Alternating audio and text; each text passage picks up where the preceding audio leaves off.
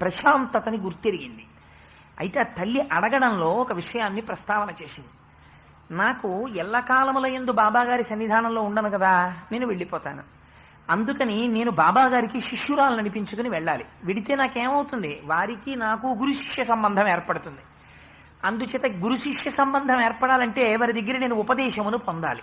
ఇది సంప్రదాయబద్ధమైనటువంటి మార్గము అంటారు. అది దోషం కాదు. అది దోషము అని మీరు అనకూడదు కూడా, అది తప్పు. దోషము అంటే తప్పు అది.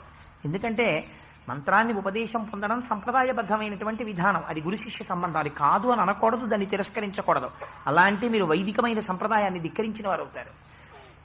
అందుచేత ఆవిడ ఉపదేశాన్ని కోరుకుంటే బాబాగారు అన్నారు, ఉపదేశం చేస్తానని వారు అనలేదు, ఉపదేశం చెయ్యనని వారు అనలేదు. ఆవిడ కోరింది, ఆయన మిన్నకున్నారు అంతవరకు. ఆయన ఏం మాట్లాడలేదు. ఆవిడ అలా కోరింది, నాకు ఉపదేశం కావాలి,